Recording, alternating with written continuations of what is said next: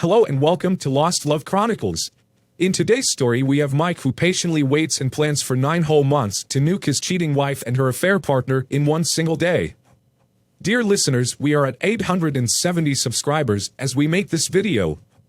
We need to reach to 1,000 to ensure that we are able to upgrade the quality of our content.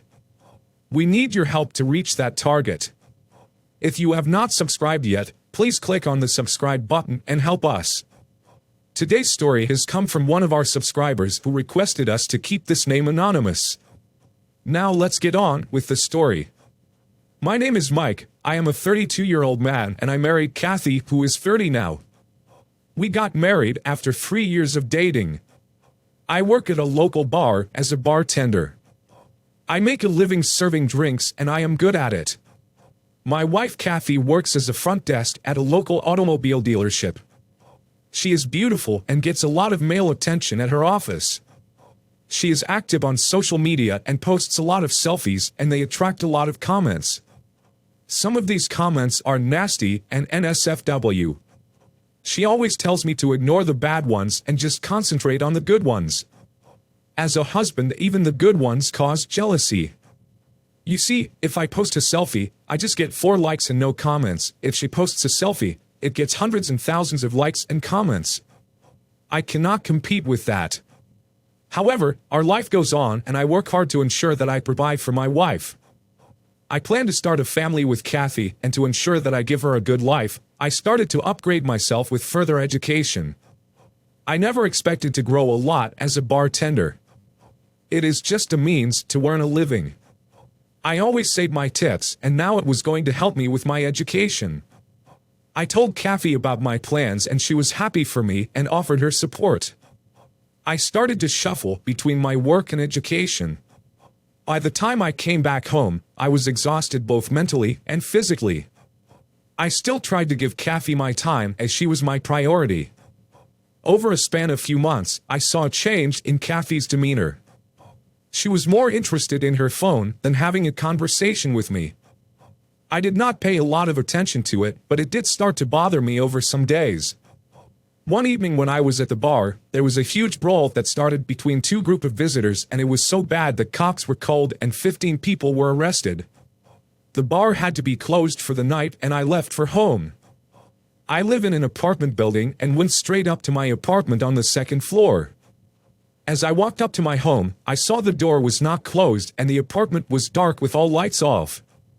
I saw 2 candles lit up and I took out my phone hoping that this could be a surprise that my wife planned for me and I will film it. I started recording and kept walking and tiptoeing so that no one knows that I am entering. As I reached near my bedroom, I stepped on a men's shoe. I was taken aback and my heart started beating fast. I slowly opened the door and my heart sank. My beautiful wife was riding another man. The man was blindfolded and was holding my wife by her waist. She was doing all the work. Through the low light by the candles, I was able to film them in that act. I did not know how long I was standing there, but it felt like an eternity. Eyesight was straight out of a Mia Khalifa hardcore movie, and it seemed like it got imprinted in my mind. It seems my wife was a different animal that day. She never did that with me. I slowly walked out of my house and ran out towards the nearby park and sat there on a bench. My heart was crushed. I did not know what to do. After sitting there for a few hours, I just decided to go home. I walked in and found Kathy sitting and watching TV. I was appalled at how she had changed within a few hours. I did not talk and just went to sleep on the couch. Kathy came to me and tried to snuggle with me. I controlled my rage and just asked her to leave me alone. I told her that there was a bar fight and I just need to be alone for some time. She went back to the bedroom and went to sleep. In the middle of the night, I got up and went to the bedroom. I searched for her phone and unlocked it using her face recognition. I went through her messages and call logs. I found out that she had been in an affair for the last 2 months with a mechanic who works at the dealership where my wife works.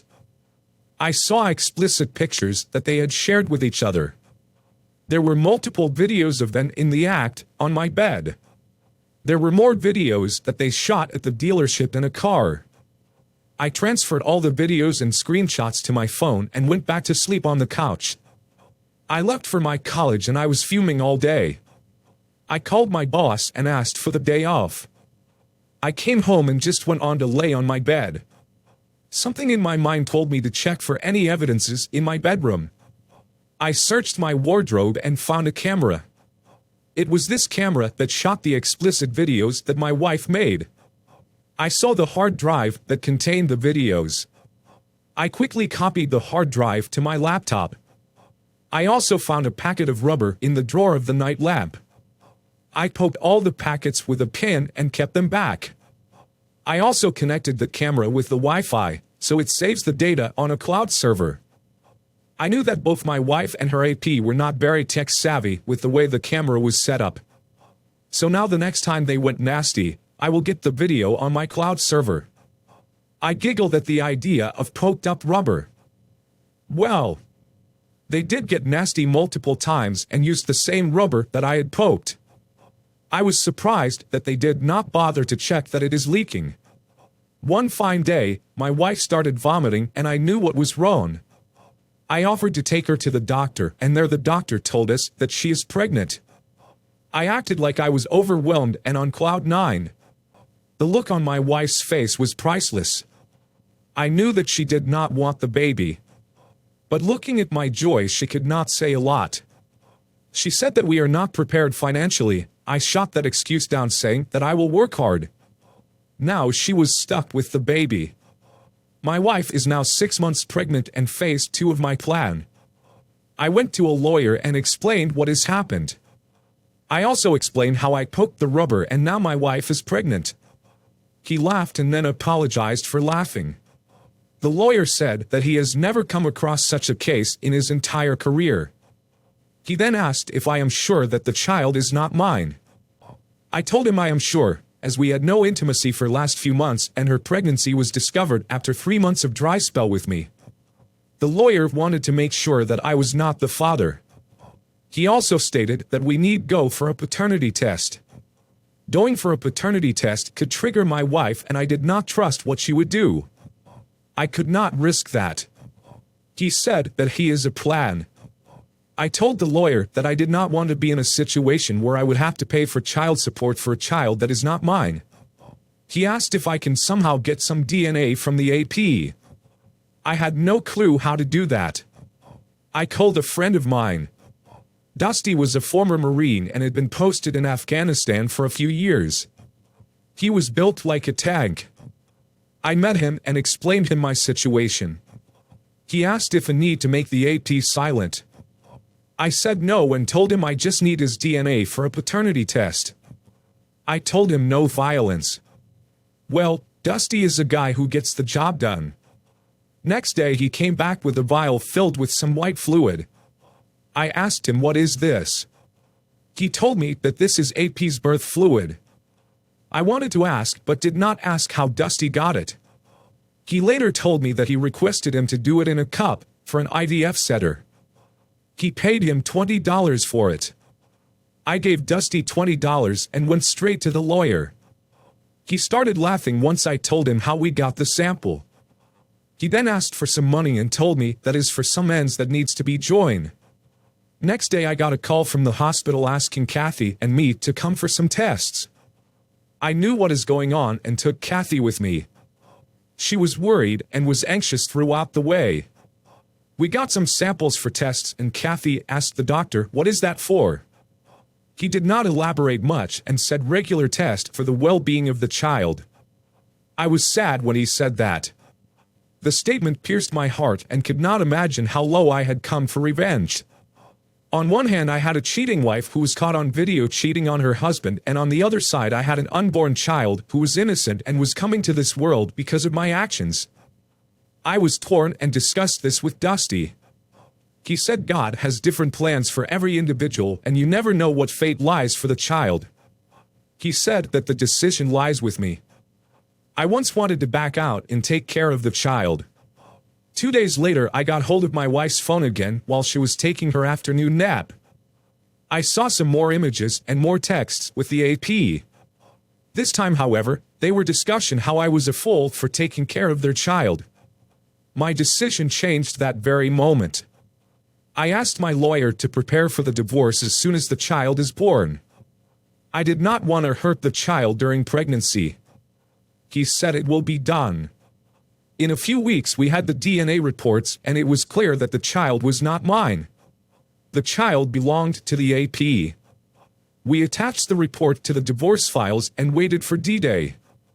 I was at the hospital with my wife at D-Day and she went into labor. Once the child was born, they came to me for filling the forms for the birth certificate. I refused to sign them. Once my wife was stable and fine, I went to her with my lawyer and told her that I have refused to sign the birth certificate and want her to put AP's name on the form. She was shocked and went to silent mode. Dusty then walked into the hospital with the AP and took him straight to sign the forms as the father of the child. I could see that he seemed roughed up.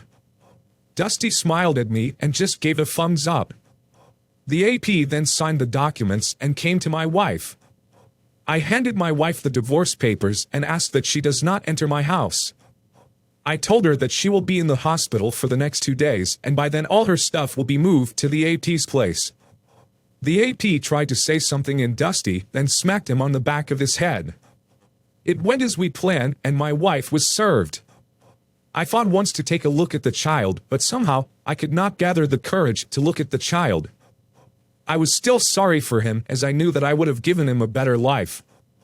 I left the hospital with my lawyer and Dusty. Later, once I reached my home, I broke down crying and I don't remember how long I cried. Next morning, I sent all of Kathy's stuff to the AP's place. Dusty later told me that not all of the stuff could be put inside his home. Some of it is still lying outside their door.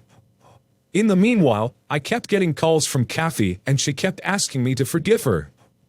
I told her she should save the apologies for the future when her child grows up and she has to apologize to the child for ruining what could have been a better life for him.